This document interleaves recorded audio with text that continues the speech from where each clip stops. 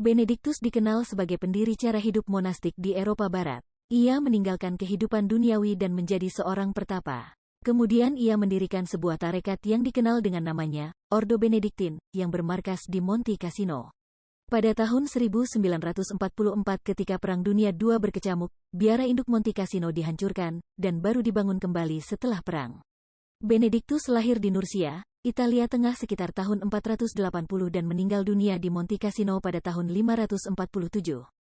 Saudarinya, Solastika, yang kemudian menjadi seorang santa, adalah seorang religius sejati yang membaktikan dirinya kepada Tuhan dan sesama. Dibantu oleh sebuah keluarga bangsawan yang mengikuti kebiasaan mendidik anak-anaknya bagi karir politik, Benediktus dikirim ke Roma untuk melanjutkan pendidikannya. Di Roma ia menderita sekali karena tingginya biaya hidup. Walau ditemani oleh seorang pelayan keluarga yang terpercaya, ia meninggalkan kota Roma. Ketika itu ia berusia 20 tahun. Untuk sementara waktu, ia tinggal di Enfield sekitar 40 mil barat daya kota Roma bersama sekelompok orang Kristen saleh sambil terus melanjutkan studi dan praktek askesenya. Ia kemudian meninggalkan Enfield untuk hidup menyendiri jauh dari kehidupan ramai di kota.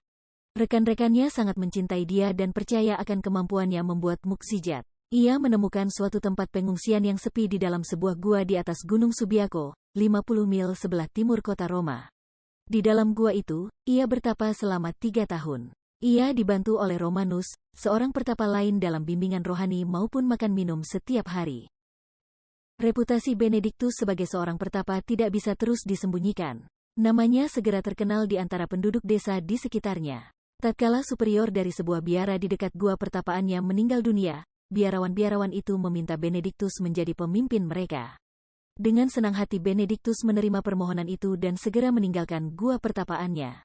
Ia disambut dengan gembira, tetapi segera ia menyadari bahwa kehidupan di biara itu tidak berjalan sebagaimana mestinya.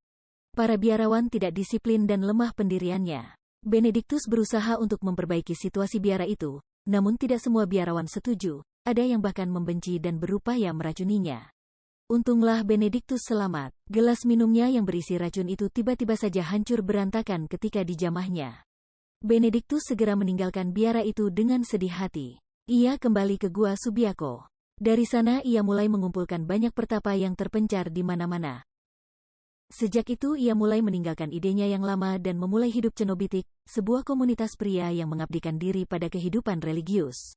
Dengan meniru cara hidup asketis Mesir, teristimewa dari tradisi Pachomius, Benediktus mengelompokkan pengikut-pengikutnya dalam 12 kelompok, masing-masing dengan pimpinannya. Kehidupan monastik dengan 12 biara ini dimulainya di Subiaco. Selanjutnya, seorang bangsawan Roma memberinya sebidang tanah di dekat kota Cassino, kira-kira 30 mil jauhnya dari Subiaco. Cassino terletak di kaki gunung dan sangat subur. Di sini Benediktus mendirikan sebuah gereja yang dipersembahkan kepada Santo Yohanes Pembaptis. Demikianlah awal dari biara Monte Cassino yang terkenal itu. 6 hari sebelum wafatnya, Benediktus menyuruh rekan-rekannya menyiapkan kuburnya di samping saudarinya Solastika yang meninggal 6 minggu sebelumnya. Relikiu Benediktus dan Solastika ditemukan kembali pada tahun 1950 di bawah reruntuhan altar gereja Monte Cassino yang hancur pada masa Perang Dunia II.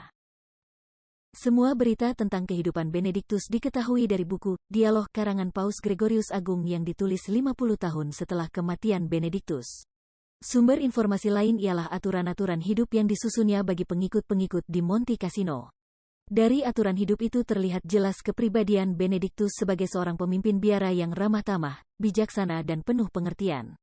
Sikapnya sangat moderat baik dalam hal doa, kerja, pewartaan, makanan, tidur, dan lain-lainnya.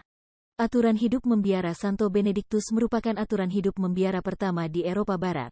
Santo Benediktus biasanya digambarkan sebagai seorang abbas yang sedang memegang satu salinan aturan hidup membiara.